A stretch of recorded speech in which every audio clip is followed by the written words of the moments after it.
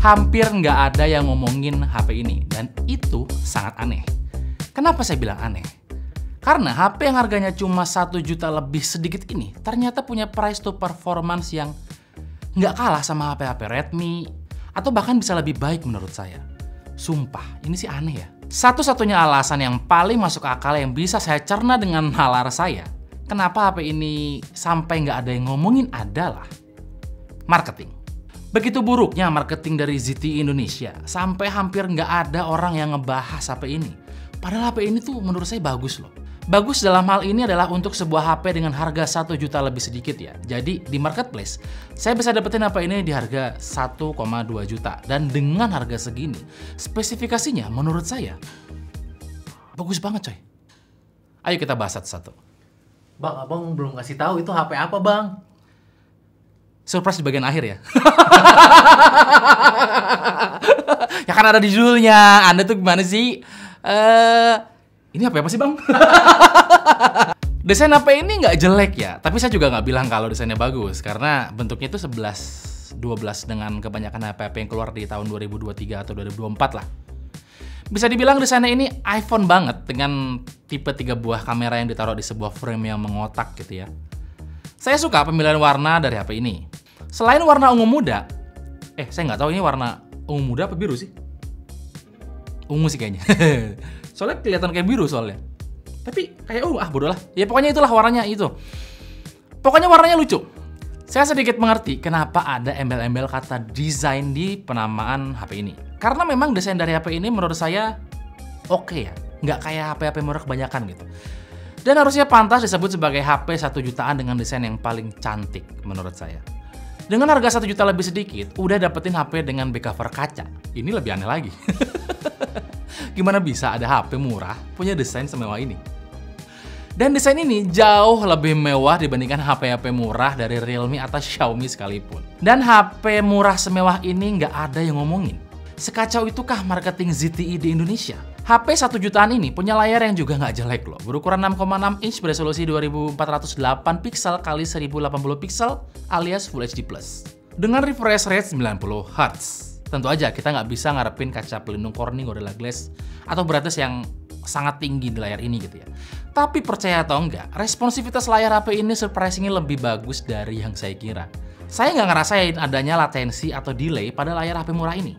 Tapi kalau kita harus membandingkannya dengan HP di range harga yang sama, yaitu Redmi A3, HP ini memang terasa tidak lebih baik ya, karena Redmi A3 sanggup mengasih kaca pelindung Corning Gorilla Glass 3. Satu-satunya hal yang bisa dikomplain, bahkan sebenarnya nggak pantas buat dikomplain sih, yaitu performanya ya. Di mana HP ini masih menggunakan SoC yang cukup jadul, yaitu Uni SoC T606, yang masih pakai arsitektur 12 nanometer.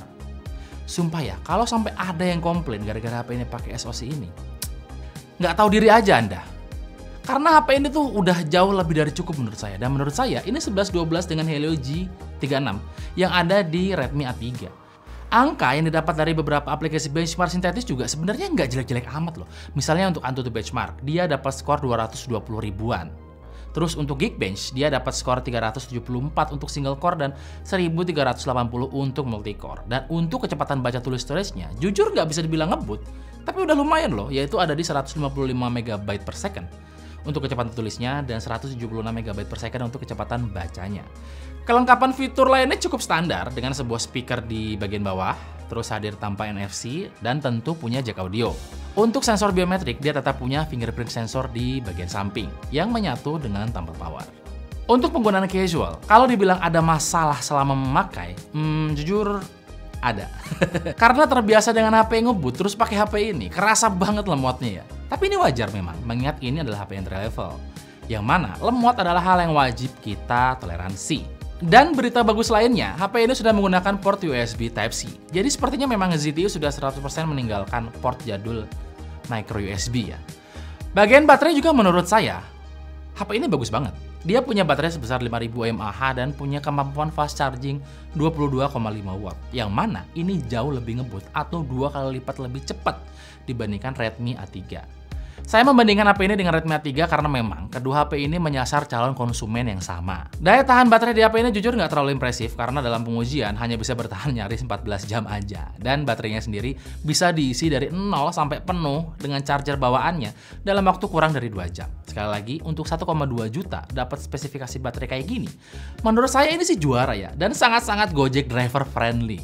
Bagian software adalah bagian yang nyaris tidak pernah dijadikan nilai jual utama untuk sebuah HP murah. Maksudnya, HP murah normalnya memang cuma ngejual spesifikasi aja, tapi untuk software, rasanya hampir mustahil ada brand yang mau ngasih support yang bagus di bagian software.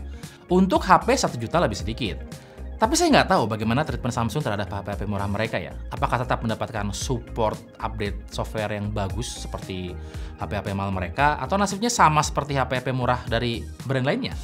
Buat kalian yang tahu, coba dong tulis di kolom komentar bagaimana support software dari Samsung ke HP murah mereka.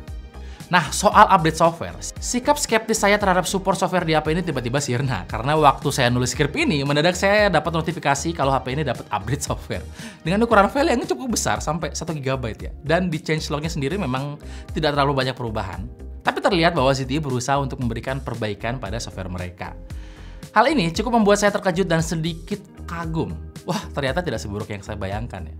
Apa jangan-jangan ZTE tahu kalau lagi saya tulis skripnya ya? Makanya langsung ngasih update gitu. Itu ini doang bang, filenya copy paste. Gak ada perubahan kan? Atau jangan-jangan buat yang lain dia salah copy.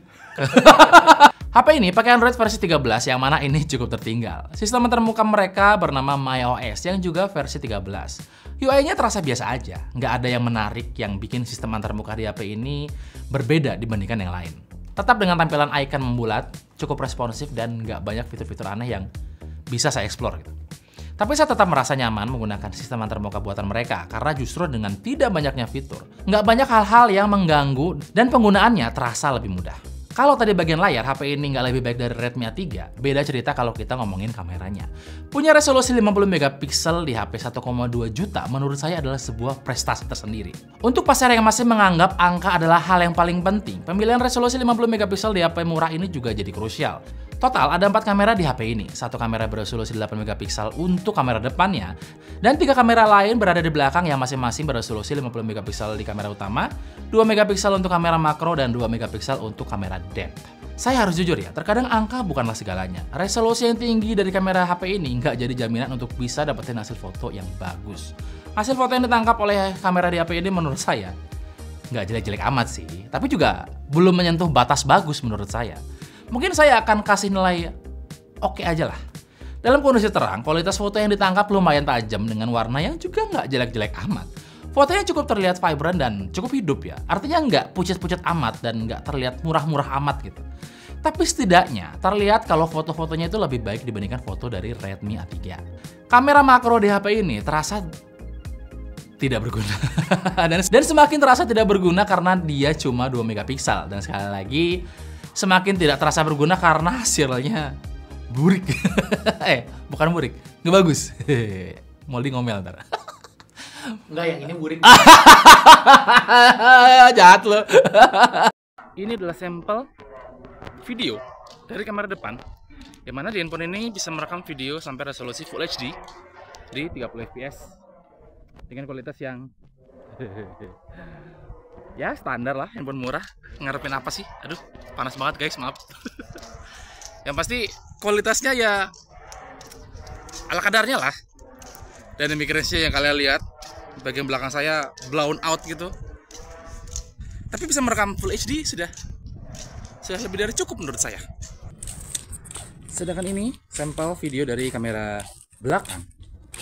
Punya kemampuan yang sama dengan kamera depan, yaitu maksimal resolusinya ada di Full HD 30 fps. Focal length-nya nggak terlalu luas dan dia tidak punya lensa ultrawide, sudah pasti. Kualitasnya biasa aja. Tapi menurut saya lebih baik dari yang saya harapkan untuk sebuah HP 1 juta. Lebih sedikit. Ini udah oke banget menurut saya ya.